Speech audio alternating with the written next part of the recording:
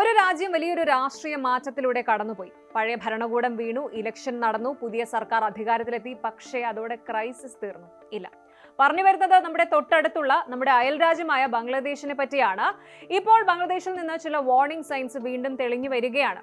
Political polarisation, street level violence, institutional weakness, Islamist പൊളിറ്റിക്സിന്റെ വളർച്ച, ഇക്കണോമിയിലെ പ്രഷർ, ഇന്ത്യയുമായിട്ടുള്ള ഡിപ്ലോമാറ്റിക് ടെൻഷൻ, അതിനു മുകളിൽ മുൻ പ്രധാനമന്ത്രി ഷെയ്ഖ് ഹസീനയുടെ തിരിച്ചുവരുമെന്നുള്ള പ്രഖ്യാപനം. ഇതൊക്കെ കൊണ്ട് ബംഗ്ലാദേശിനെ കുറിച്ചുള്ള ഏറ്റവും വലിയ പുതിയ ചോദ്യം ഇതാണ്: രാജ്യം ഡെമോക്രസിയിലേക്ക് സ്ഥിരമായിട്ട് നീങ്ങുകയാണോ, അതോ ഒന്നിൽ നിന്ന് അടുത്തത് എന്ന പോലെ മറ്റൊരു ക്രൈസിസിലേക്കാണോ പോകുന്നത്?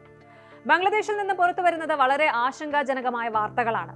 ഷെയ്ഖ് ഹസീനയെ അധികാരത്തിൽ നിന്ന് പുറത്താക്കിയ ജനകീയ പ്രക്ഷോഭത്തിന് ശേഷം നൊബേൽ സമ്മാന വിജയിയായ ഡോക്ടർ മുഹമ്മദ് യൂനിസിന്റെ നേതൃത്വത്തിലുള്ള ഇടക്കാല സർക്കാർ അധികാരത്തിൽ വന്നിട്ട് മാസങ്ങൾ പിന്നിടുന്നു. എന്നാൽ രാജ്യം പ്രതീക്ഷിച്ച ജനാധിപത്യത്തിലേക്കാണോ അതോ അരാജകത്വത്തിലേക്കാണോ പോകുന്നത്? സാമ്പത്തിക തകർച്ച, വർഗീയ സംഘർഷങ്ങൾ, രാഷ്ട്രീയ പ്രതികാരം, ക്രമസമാധാന തകർച്ച, ഏതൊക്കെ മേഖലകളിലാണ് ചുവപ്പ് സിഗ്നലുകൾ, റെഡ് സിഗ്നൽസ് കത്തുന്നത്? ഇന്ത്യയെ ഇതെങ്ങനെ ബാധിക്കും? പരിശോധിക്കാം. ആദ്യത്തെ പ്രധാന വാർണിംഗ് സിഗ്നൽ എന്നത് രാജ്യത്തെ നിയമവാഴ്ചയുടെ തകർച്ചയും രാഷ്ട്രീയ പ്രതികാരവുമാണ്.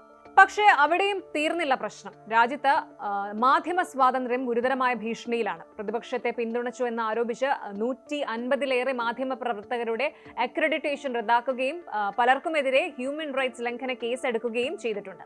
പോലീസിന്റെ അധികാരം നഷ്ടപ്പെടുകയും തെരുവിൽ നിയമം കയ്യിലെടുക്കുന്ന ആൾക്കൂട്ട നീതി വ്യാപകമാവുകയും ചെയ്തിരിക്കുകയാണ്.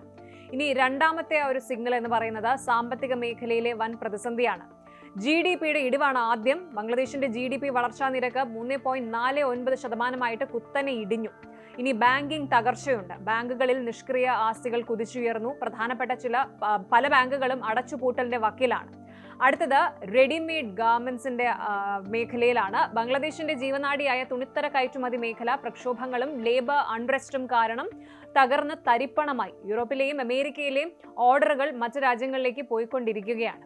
ഇനി പണപ്പെരുപ്പമുണ്ട്. ജനങ്ങൾക്ക് ദൈനംദിന ജീവിത ചെലവ് താങ്ങാനാകാത്ത വിധം സാധനവില കുതിച്ചുയരുകയാണ്. മൂന്നാമത്തെയും ഏറ്റവും അപകടകരമായിട്ടുള്ള സിഗ്നൽ എന്ന് പറയുന്നത് തീവ്രവാദ ശക്തികളുടെ തിരിച്ചുവരവും ന്യൂനപക്ഷങ്ങൾ നേരിടുന്ന ഭീഷണിയുമാണ്. അവാമി ലീഗ് പോയതോടെ രൂപപ്പെട്ട പവർ വാക്യൂം മുതലാക്കി ജമാഅത്തെ ഇസ്ലാമി പോലെയുള്ള തീവ്ര വലതുപക്ഷ മതമൗലികവാദ സംഘടനകൾ വലിയ ശക്തിയായി ഉയർന്നു വരുന്നു. അതിനേക്കാൾ ഉപരി ബംഗ്ലാദേശിലെ ഹിന്ദു, ക്രിസ്ത്യൻ, ബുദ്ധ ന്യൂനപക്ഷങ്ങൾക്ക് നേരെ നടക്കുന്ന അക്രമങ്ങൾ, വീടുകളും ആരാധനാലയങ്ങളും തകർക്കൽ എന്നിവ അന്താരാഷ്ട്ര തലത്തിൽ വലിയ പ്രതിഷേധത്തിന് കാരണമായിട്ടുണ്ട്. ഇത് കേവലം ആഭ്യന്തര വിഷയമല്ല, മറിച്ച് തെക്കേ ഏഷ്യൻ മേഖലയിലെ തന്ത്രപരമായ സുരക്ഷയെ തന്നെ ബാധിക്കുന്ന ഒന്നാണ്.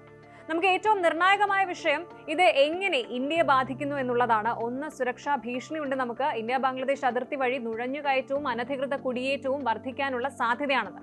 അടുത്തത് ചിക്കൻ സ്നെക്ക്, സിലിഗുരി ഇടനാഴിയെക്കുറിച്ചുള്ള ആശങ്കയാണ്. ഇന്ത്യയുടെ വടക്ക് കിഴക്കൻ സംസ്ഥാനങ്ങളെ ഇന്ത്യയുമായി ബന്ധിപ്പിക്കുന്ന സിലിഗുരി കോറിഡോറിന് തൊട്ടടുത്താണ് ബംഗ്ലാദേശ്. അവിടെ ഒരു സ്ഥിരമായിട്ടുള്ള സർക്കാർ ഉണ്ടാകുന്നത് ഇന്ത്യയുടെ സെക്യൂരിറ്റിക്ക് വലിയ ഭീഷണിയാണ്. ഇനിയും വിദേശ ശക്തികളുടെ സ്വാധീനം വരും.